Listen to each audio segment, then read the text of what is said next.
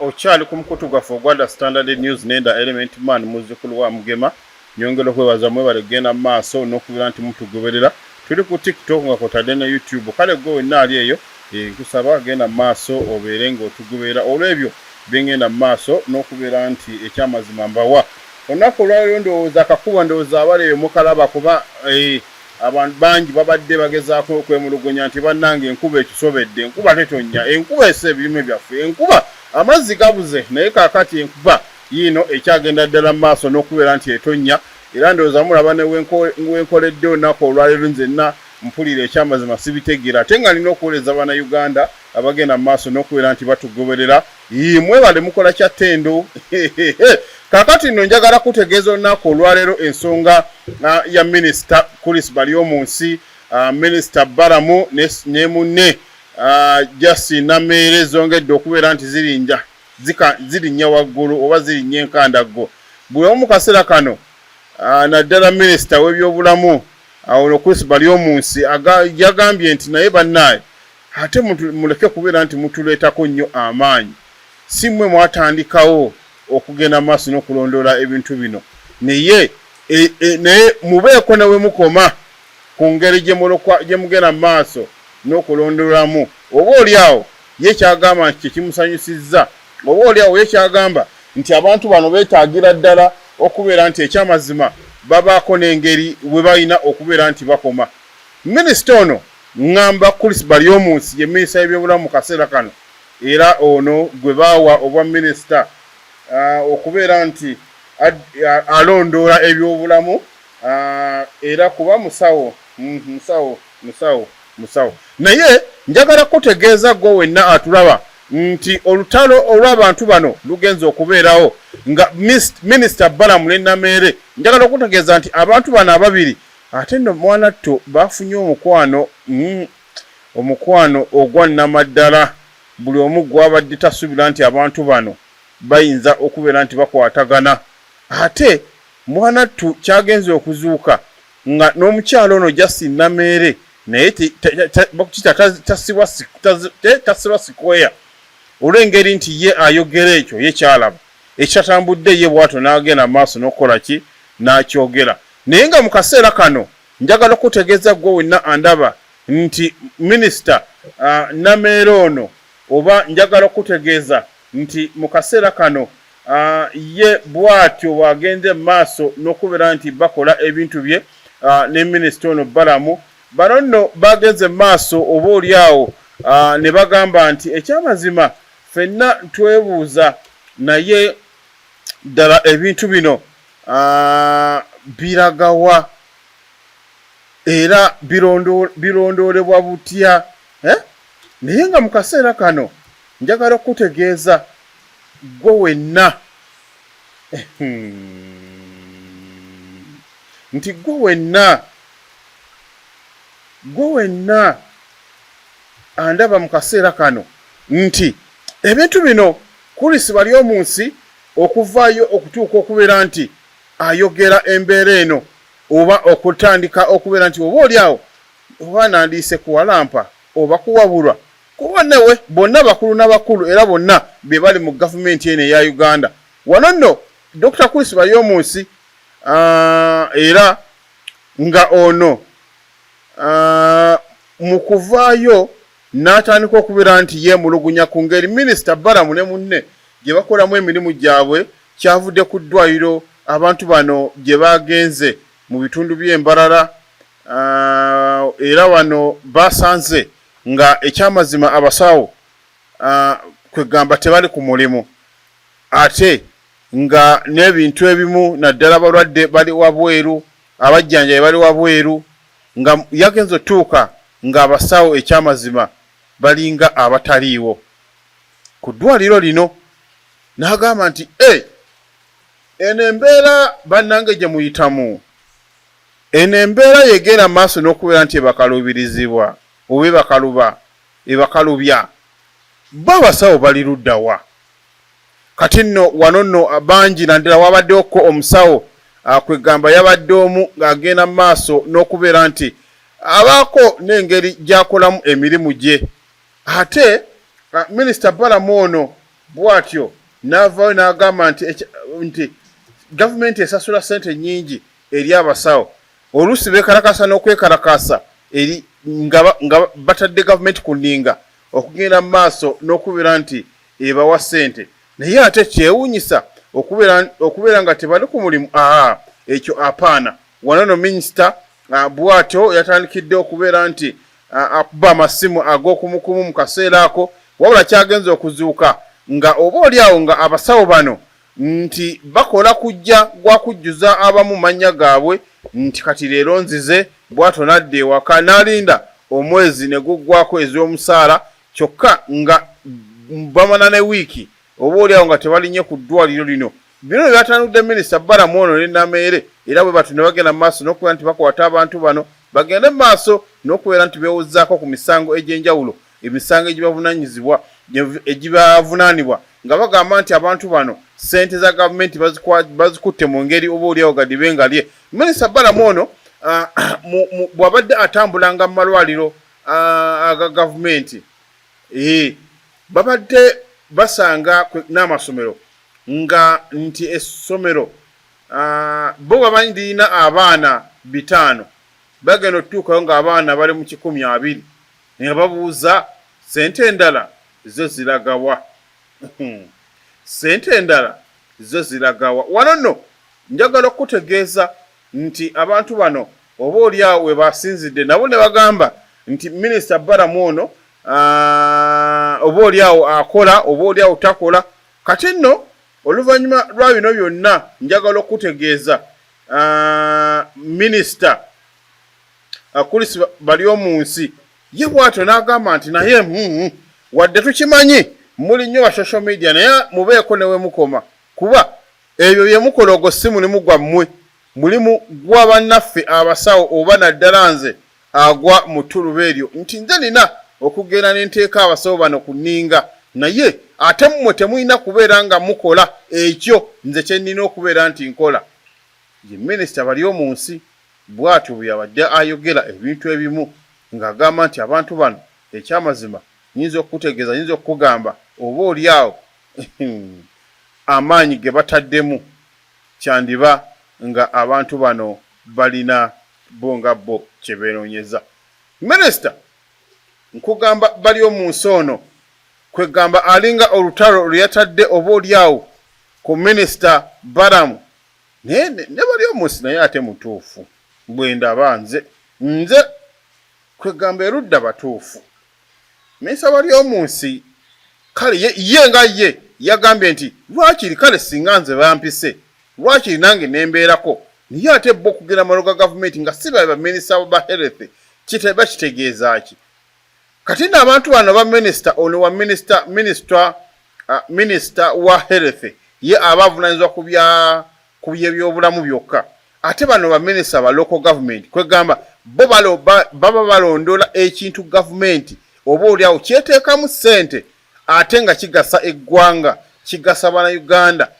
kye balina okubeera nti beeyagaliramu naye ate bo nga bo bagamba nti ate bwe tutuuka mu kaseera kano okulaba nga ate mmwe ssente ze twandibadde tubawa oba ssente ze mwandibadde mutusaba ate muzikolamu ebyammwe ate nga ssente abasawo tebabeera mu malwaliro kiba kitegeeza ki erudda bonna batuufu naye kati bo kwegamba nabo tubatunuulidde ensonga zo gye zinaggwera ate nga mu kaseera kano njagala okutegeeza gwandaba nti okulonderwa kwa minisita Balamu ne munne ndowooza oba oli okuzuukisizza abantu bangi naddala abakozi ba gavumenti bwe ndowooza naye mu kaseera kano ne minisita Baryomunsi ono yavuddeyo n'ategeeza nti ekyamazima abantu bano Balamu ne Nameere engeri oba oliawo gye bakwatamu ebintu bino si ŋŋunjufu n'akamu kale lwakiri nga bo bandibadde baagala okubeera nti bagonjoola ensonga zino lwaki bandibadde beewalira ddala amawulire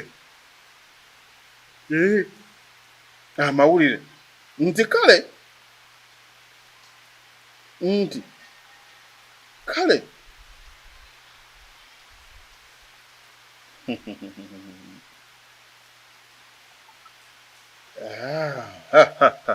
njagala okutegeeza nti ekisinga okubeera nti ekitwaza abantu bano mu bintu ebirala kwe kuli okubeera nti abantu bano nga bo baagala ensonga zino zigende mu maaso n'okubeera nti bamanya baani abalina okubeera nti bagenda mu maaso ne balondoola ensonga zino oba oliawo nga bagenda mu maaso n'okubeera nti ekyamazima nga bo bagenda mu maaso n'okubeera nti bino byonna babikola wakati mu kwebuuzaako. Njagala okutegeeza Nameera ono ne Balamu erudda tugambe oba bali ku ttiimu Muhoozi era buli omu yeebuuza ebiragiro by'abantu bano ddala biri ku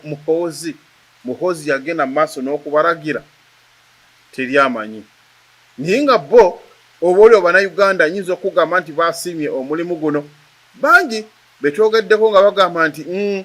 Balamu ekyamazima azuukusizza banne bwe tuba nga gavumenti yakukyuka erina okukyuka naye nga enguzi oba oliawo n'ebintu ebirala bivuddewo biwedde mu ggwanga yattu Uganda oba kisoboka oba tekisoboka naye njagala okutegeeza nti abantu bano naddala Balamu ne munne Nameere batambudde mu malwaliro amangi nga ddala ekituufu beebuuza ekituufu kye ki kuba ensonga eno yandibadde oba oliawo ekwatibwa amangu ddala neetagenda mu maaso n'okubeera nti oba oliawo esaasaanyizibwa oba oliawo nga bingi nyinza okugamba nti ebiba bikyuse naye ate mu kaseera kano nga byo tebinnaba kubeera nti bikyuka nga minisita Balamu ono ne munne Nameere eyo agenda mu maaso n'okubeera nti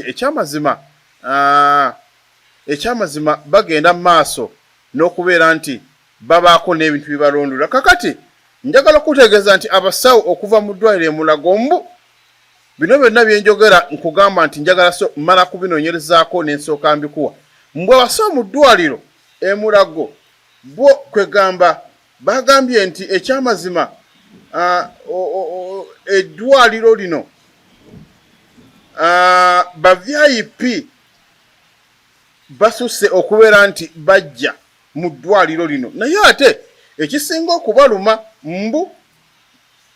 engeri gye boogeramu noba oliawo n'abakozi ku ddwaliro lino nga basaba accountability n'ebintu ebirala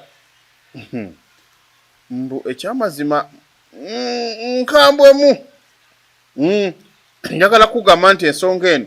oba oliawo ebeera nkambwemu kale nga n'olwekyo abantu bano njagala kutegeeza gwe wenna nti bagendera ddala mu maaso n'okubeera nti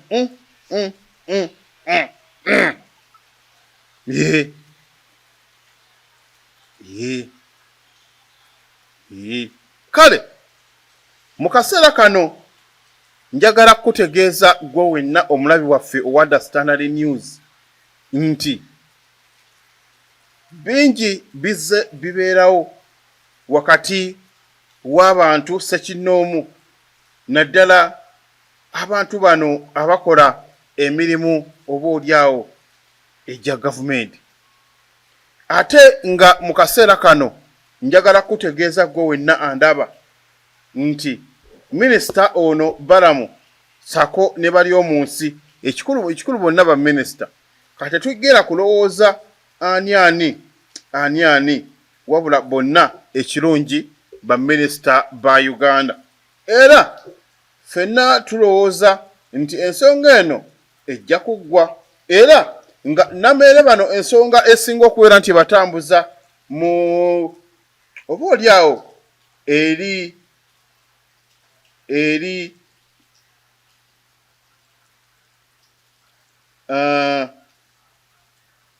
oba oliawo ensonga esinga okubatambuza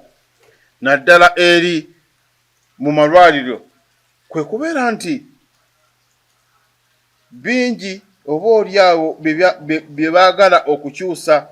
mu ggwanga lino mu ggwanga lino naye nga mu kaseera kano buli omu kyatunuulidde kwe kubeera nti ekyamazima bangi ku bo baagala ensonga lwakiri egende mu maaso n'okutereera naye tulowooza nti ekyamazima ensonga eno eyinza okubeera nti etereera essaawa yonna naye njagala okutegeeza nti mu kaseera kano abantu bano nga bo we bali ababiri naye nga ekyamazima bingi ebigenda mu maaso n'okubeera nti bisukkawo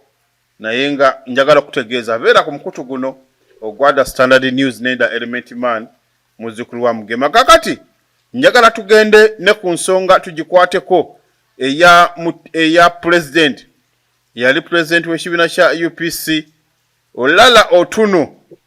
Otuno ono yagibwako mutabani w'omugenzi Milton Obote eyali president wa Uganda ebiseera eby'emabega nga ffe tetunnaba kubeera nti tuzaalibwa abaliwo ku mulembe guno era nga mu kaseera kano abantu abaweza emyaka 6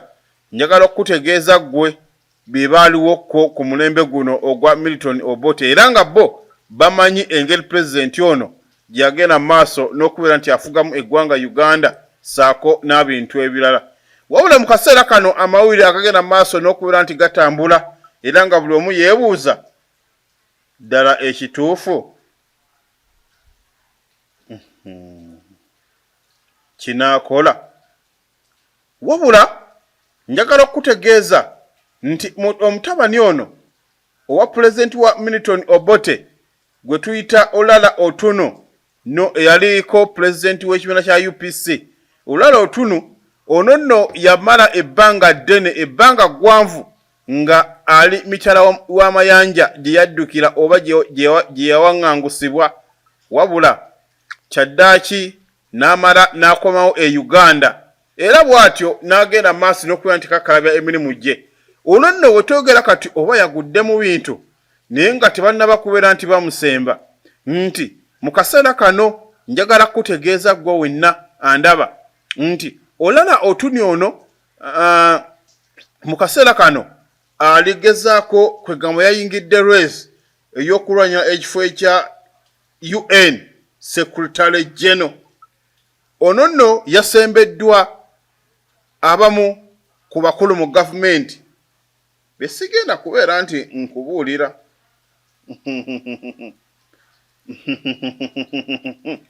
besigenda kubeera nti nga nkubuulira naye nga mu kaseera kano ekyamazima njagala kubuulira nti bingi ebibadde bibeerawo naye nga wakati mu kubeerawo oba oliawo nze nandibadde ndowooza nti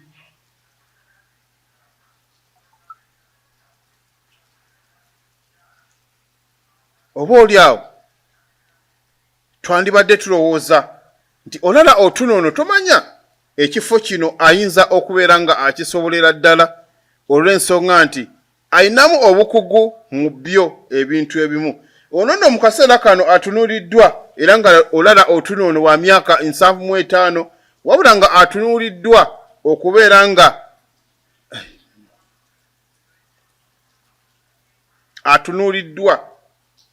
okubeera nga ekyamazima avuganya ku kifo kino ekya UN era nga Olala Otuno ono bwe mu kaseera kano ali myaka 75 era nga mu kaseera kano ekifo kino bangi ku bo abakirimu era ffenna tusuubira nti tomanya Mukama ayinza okumuyisaawo bw'atyo n'agenda maaso n'okuwangula ekifo kino ekya UN Secretary General. Kino nno ekifo njagala kutegeeza nti bangi abakirimu bangi abakibaddemu naye Olala Otuno ono tumusabire. Olala Otuno ono bingi oba oliawo nti ekifo kino ekyamazima kimugwana ffenna twandirowoozezza nti oba yali yeesamba ebyebufuzi olw'ensonga Olala Otuno ono yabeerako tuzze nga tumulaba mu bifo ebimu oba ebirala nga agenda maaso n'okubeera nti ekyamazima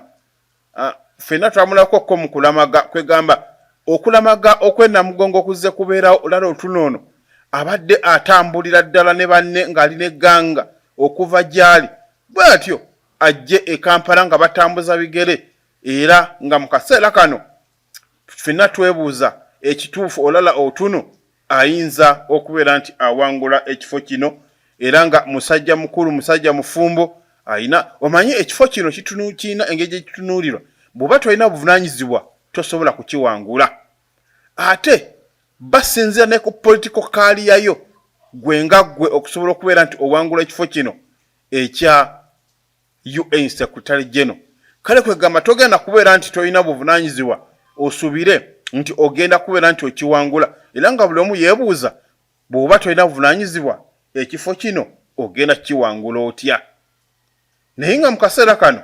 olala otunoono ffenna eggwanga liri mutunuulidde era limutaddeko enkaliriza nnene okulaba ng'agenda maaso n'okuwangula ekifo kino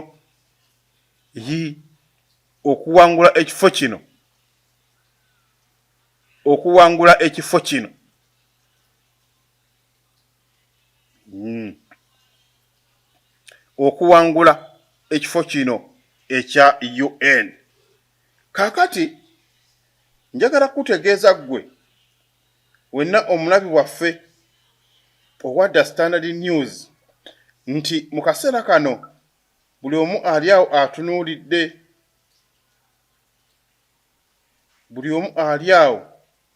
atunuulidde biki olala otuno byagenda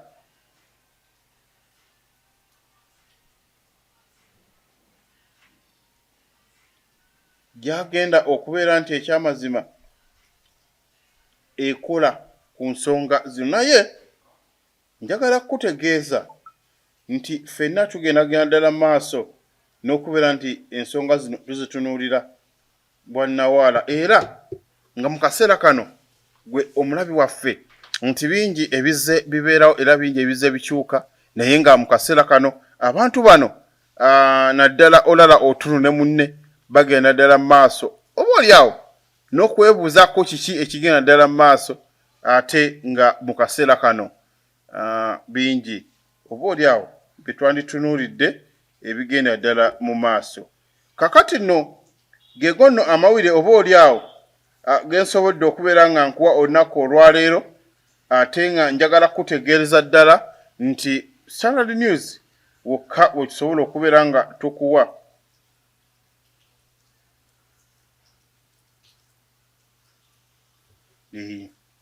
kale